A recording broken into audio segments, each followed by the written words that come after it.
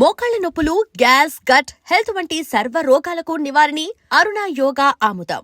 Dharmaraj character నాకు ఇచ్చారు. భీముడేమో ప్రసాద్ బాబు, అర్జునుడేమో చిరంజీవి గారు, నకులు సహదేవుడేమో పేరు లేదు గుర్తులేదు వాళ్ళు. ఆ సినిమా అప్పుడు ఇక మేమందరం 5గురు అన్నదమ్ముల్లా కలిసిపోయాం అనమాట. వాళ్ళందరూ నన్ను అన్నయ్య అని పిలిచేవారు. నేను వాళ్ళేమో తమ్ముడు క్యారెక్టర్ కాబట్టి పేర్లతో పెంచేవాడిని. అలా చేసి షూటింగ్ లేకపోతే అందరం కలిసి సినిమాలకు వెళ్ళిపోయేవాళ్ళం. మేము 5గురు కలిసి సినిమాలకు వెళ్ళిపోయేవాళ్ళం. అవి వచ్చేసరి బయటకు వచ్చినప్పటికి అప్పటికి మంచి రైజులో ఉంది నా ఇది కెరీర్. మీరు బయటికి రాగానే అందరూ వచ్చేసి ముగేసేవారు, సంతకాలు గింతకాలు అనేవారు, షేక్ హ్యాండ్ లేనివారు. ఇవన్నీ చూస్తుంటే ఒక రోజు అన్నాడు చిరంజీవి గారు, అప్పుడు ఇంకా ఆయన సినిమా రిలీజ్ కూడా కాల, మనోరు పండుగ జరుగుతుంది. అన్నయ్య రేపు పొద్దున్న నాకు కూడా ఇట్లా వస్తారా అన్నాడు. దీని మీద 10 రెట్లు వస్తారా నీకు? ఎలా చెప్పారు సార్? ఎలా చెప్పాను అంటే, ఆయన కొత్త సినిమా, మొట్టమొదటి సినిమా అది. దానికి ముందు ఏదో పునాదిరాళ్ళు ఏదో చేశారు. ప్రాణం ఖరీదు కూడా ఇది జరుగుతూ ఉండగానే వచ్చింది అది. కాబట్టి అది ముందు రిలీజ్ అయింది, ఇది లేట్గా అయింది. అప్పుడు మేమందరం కలిసి కూర్చున్నప్పుడు అతను నేనే ఉండవు, మీ ఇష్టం వచ్చిన సాంగ్ ఏంటి ఏదైనా, నేను డ్యాన్స్ చేస్తాను ఇవ్వడు. అంటే తెలుగా, ఇంగ్లీషా, హిందీ అంటే ఏ లాంగ్వేజ్ అయినా మ్యూజిక్ సౌండ్ అంటే దానికి తగ్గట్టుగా రిథమిక్గా చేసేవాడు. అది డ్యాన్స్ అంటే భరతనాట్యం కాదు, క్లాసికల్ డ్యాన్స్ ఇంకోటో కూడా కాదు, మ్యూజిక్కి తగ్గట్టుగా గంతులు వేసేసి చేసేవాడు. మనం బలి చేస్తున్నాడే, ఇక ఇంతకంటే కావాల్సింటే ఎలాంటి ఏంటి అనుకున్నాం. తర్వాత అతనిలో అడ్వాంటేజ్ అంటే కళ్ళు ఎక్సలెంట్ కళ్ళు అండి. కళ్ళు కోపంగా చూశాడంటే అసలు చాలా ఇదిగా ఉంటుంది. అలాగే నవ్వుతూ కామెడీ కూడా బాగా చేయగలడు. మంచి టైమింగ్ అండి. మంచి టైమింగ్ ఉంది. అప్పుడు కృష్ణనాథ్ గారు అన్నాడు ఒక రోజున, మురళీమోహన్ వీడు మంచి విలన్ అవుతాడయ్యా మన తెలుగు ఇండస్ట్రీలో, బాగున్నాడు అన్నాడు. ఇండస్ట్రీలో విలన్ అవటం ఏంటాడు బాబు, ఇండస్ట్రీకి మొగుడు అవుతాడు చూడండి. ఫస్ట్ సినిమా రిలీజ్ అవ్వకముందే అన్నా నేను. అవునా? అయితే ఈ మాట నాతో అరవింద్ గారు కూడా అన్నారండి. ఏది వాళ్ళ సిస్టర్కి సంబంధం వచ్చినప్పుడు, సరే మంచి విలన్ అవుతాడు ఇండస్ట్రీలోని 100% అని అనుకున్నానండి, బట్ హీరోగా ఇంత అని నేను అనుకోలేదని అరవింద్ గారు కూడా అన్నారు సార్ నాతో. హీరోగా టర్న్ అవడం పట్ల అసలు మీరు హీరోగానే అవుతారని ఎక్స్పెక్ట్ చేశారా, లేదా విలన్ లాగా వెళ్ళి? అట్లా కాదు, మొట్టమొదటి కొంచెం హీరోగానే నెగిటివ్ క్యారెక్టర్ చేశాడు. అదే కుక్కగాటు చెప్పు దెబ్బలు అట్లాంటి. ఆ తర్వాత నుంచి పాజిటివ్ క్యారెక్టర్లోకి వచ్చాడు బ్రహ్మాండంగా. సో మీరు ఆయన సక్సెస్ని అంటే ఆయన వచ్చిన తర్వాత కొన్ని సినిమాల్లో విధానాలు చాలా మారిపోయినాయి. సాంగ్స్ అంటే ఏదో హీరోయిన్ మీద ఎక్కువ చేస్తారు, సాంగ్ హీరోలు ఎక్కువ పరిగెట్టడం, ఊటీ తోటలో లేకపోతే నాగేశ్వరరావు గారికి బాగా డ్యాన్స్ చేసేవారు ఆ రోజు. స్టెప్పులు అంటే నాగేశ్వరరావు, కృష్ణ గారి స్టెప్పులు కానీ, శోభన్ బాబు గారి స్టెప్పులు కానీ, ఎన్టీఆర్ గారి స్టెప్పులు కానీ, అవన్నీ మా అందరి ఒక టైప్, ఒక స్కూల్ మీద. కాకపోతే ఏంటంటే సలీం మాస్టర్ వచ్చిన తర్వాత రామారావు గారు రెచ్చిపోయారు. అవునండి, బ్రహ్మాండంగా చేసేవాడు. ఎదురులేని మనిషి కదా బిగినింగ్. కృష్ణముకుందామరారి పాట బిగినింగ్ అండి, రామారావు స్టెప్ లేయడం. సో ఆ విధంగా మేము పెద్ద టాలెంట్ కాకపోయినా ఉన్నంతలో చేయగలిగాం అనేది. బట్ చిరంజీవి వచ్చినప్పుడు టోటల్గా వరల్డ్ మారిపోయింది. అదే అన్న, సాంగ్ సిస్టమ్స్ మారిపోయింది, ఫైట్ సిస్టమ్స్ కూడా బోడదు మార్పు వచ్చింది. ఫైట్లో ఏం చేసేవారంటే, ఫైట్ మాస్టర్ లాగానే అన్న నువ్వే ఎక్కువ కష్టపడుతూ రిస్క్లన్నీ షాట్లన్నీ పెడతాను, డూపులు చేసేస్తారు, మధ్య మధ్యలో మీకు క్లోజ్ షాట్లు ఇస్తాను నేను. ఎవరు ఓకే, ఎందుకంటే రామారావు అలాగే చేశారు, నాగేశ్వరరావు కూడా అలాగే చేశారు. ఎవరైనా సిస్టమ్ అది, కెమెరాకి ఇట్లా కొట్టండి అని మనం ఇట్లా 4-5 సార్లు ఇట్లా కొట్టడం తీసేవాడు. అవతల వాళ్ళు డమాలు పడిపోతుంటారు వాళ్ళు. అట్లా చిరంజీవి గారు వచ్చిన తర్వాత వీటన్నిటిలోనూ మార్పు వచ్చింది.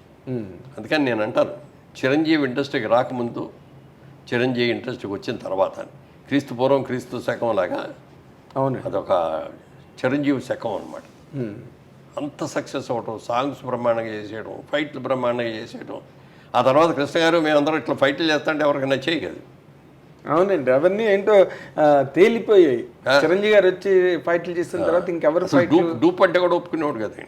నువ్వే నేను చేస్తానంటే నాకు డూప్ అక్కర్లేదు అనుకున్నట్టుగానే సినిమా బాపు గారు కూడా చూసి, షూటింగ్ జరిగే రోజుల్లోనే చిరంజీవి చేసేస్తంటే ఆ జనం మధ్యలో ఆ డ్యాన్సులు అవన్నీ సెకండ్ టేక్ అనేది కూడా అవసరం ఉండేది కాదు.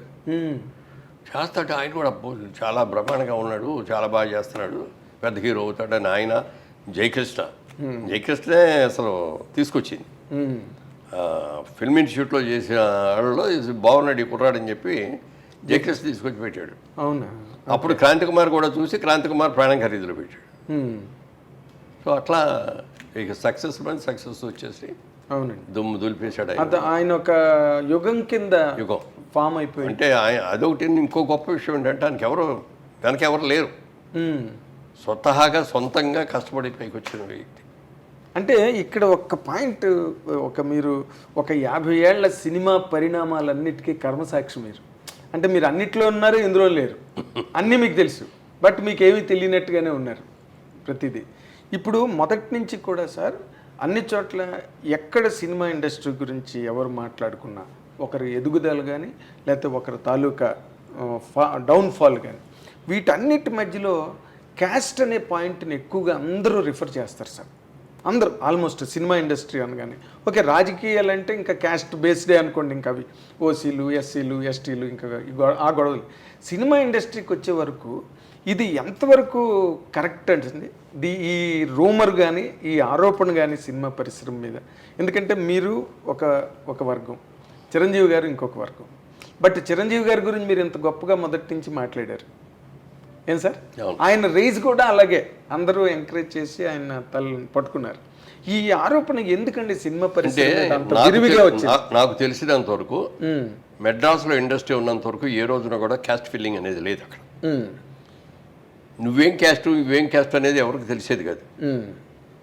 ఫలానా పేర్లు చెప్పుకున్నా ఫలానా డైరెక్టర్ అని చెప్పుకునే వాళ్ళేమో తప్ప ఇదిగో ఇతని ఈ క్యాస్ట్ ఆడు కాబట్టి మనం చేయాలి అనేది ఇట్లాంటివి ఉండేవి కదా అసలు. ఓకే. హైదరాబాద్ వచ్చిన తర్వాత అది ఈ రాజకీయం ఇక్కడ అందరూ కూడా ఇది మెడ్రాస్లో ఉన్నంత వరకు ఏంటంటే సినిమా వాళ్ళందరూ ఒక గ్రూప్, ఒక family irrespective of the caste. Gents కలిసేవారు, లేడీస్ కూడా, ఫ్యామిలీ లేడీస్ కూడా వాళ్ళు కూడా చక్కగా కలుసుకునేవారు. ఎందుకంటే ఏ వచ్చినా ఏ ఫంక్షన్ వచ్చినా మన సినిమా వాళ్ళందరినీ పిలుచుకునేవాళ్ళం.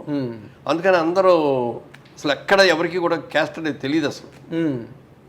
ఇక్కడికి వచ్చిన తర్వాత పొలిటికల్గా కూడా అప్పటికే క్యాస్ట్ స్టార్ట్ అయిపోయి, అంటే అప్పట్లో కూడా తెలుగు సినిమా ఇండస్ట్రీలో చౌదరీస్ దే డామినేషను, లేకపోతే ఇంకొక కులం వాళ్ళని రానివ్వకుండా అడ్డు పెట్టారు, కొంతమంది తాలూకు ఎదుగుదలను ఆపేశారు అని కొంతమంది జర్నలిస్టులు ఇటీవల రోజుల్లో యూట్యూబ్లో మాట్లాడుతున్నారండి. పెట్టారు గారండి. అసలు నిజంగా అదే మాట మీరు అన్నట్టు జరిగి ఉన్నట్లయితే ఇవాళ రోజున ఎవరో వచ్చేవారు కాదు. మరి సినిమా ప్రొడ్యూసర్లు ఎక్కువ 75% చౌదరీస్ ఆర్టిస్టు, మెయిన్ రామారావు, నాగేశ్వరరావు, సోహన్ బాబు గారు, కృష్ణ గారు, మీరు అందరూ. అవును. ఒక కృష్ణరాజు గారు మినహాయిస్తే అందరూ వాళ్ళు. మరి డిస్ట్రిబ్యూటర్స్, మీ ఏ డిస్ట్రిబ్యూటర్ కంపెనీ అయినా చెప్పండి, అందరూ వాళ్ళే. థియేటర్స్ ఉన్నవాళ్ళు అది ఎక్కువ వాళ్ళే. ఇంత డామినేషన్ ఉంది, ఫలానా వాళ్ళు రాకూడదని అనుకోవాలి. టాలెంట్ ఎవరి దగ్గర ఉంటుంది, ఎందుకంటే క్రియేటివ్ జాబ్ సినిమా అనేది. అవునండి. ఇది పార్టీ అంటే అది వేరే విషయం. ఇదిగో ఈ మన కులం అని చెప్పి ఇక్కడ పెట్టుకుంటే ఇతను ఓట్లు ఇన్ని వస్తాయి ఎందుకని చెప్పి కులానికి ఇన్ని ఓట్లు సినిమా అది కాదు కదా. సినిమాలో టాలెంట్ మనకు ఇచ్చిన క్యారెక్టర్ బాగా ఎవడు చేయగలడు, ఎవరికి మార్కెట్ ఉంది చూసుకొని చేస్తాం అంతే తప్ప సినిమాలో మెడ్రాస్లో ఉన్నంతవరకు అసలు క్యాస్ట్ అనేది లేదు సార్. ఎవరై క్యాస్ట్ కూడా తెలియదు. హైదరాబాద్ వచ్చిన తర్వాత మాత్రం కొంతవరకు వచ్చింది, బట్ అది కూడా టెంపరీ. ఇప్పుడైనా ఎవరికి టాలెంట్ ఉంటే వాళ్ళకి ఇస్తారు. అదేనండి అసలు ఇప్పుడు నేను విజయబాబు రెడ్డి గారు నేను అన్నాను అనుకున్నాం, మేమిద్దరం ఒక్క ఊరి నుంచి వచ్చాం, మేమిద్దరం రూమ్మేట్స్, అంత క్లోజ్. బాపిరెడ్డి గారు మీరు మరి అన్ని సినిమాలు చేశాను ఆయన దగ్గర. అప్పుడు 6-7 సినిమాలు చేశాను. చిరంజీవి వచ్చిన కానీ చిరంజీవి షిఫ్ట్ అయ్యాడు. అది ఎప్పుడు తప్పని నేను అనుకోలే. చిరంజీవి టాలెంట్, అద్భుతమైన టాలెంట్ ఉంది, మంచి మార్కెట్ ఉంది, అప్పటికే బాగా మార్కెట్లోకి వచ్చాడు. అవునండి, ఫైల్లోకి అని చెప్పి బాపిరెడ్డి బాగుంటుంది అతనితో చేయి అన్నా.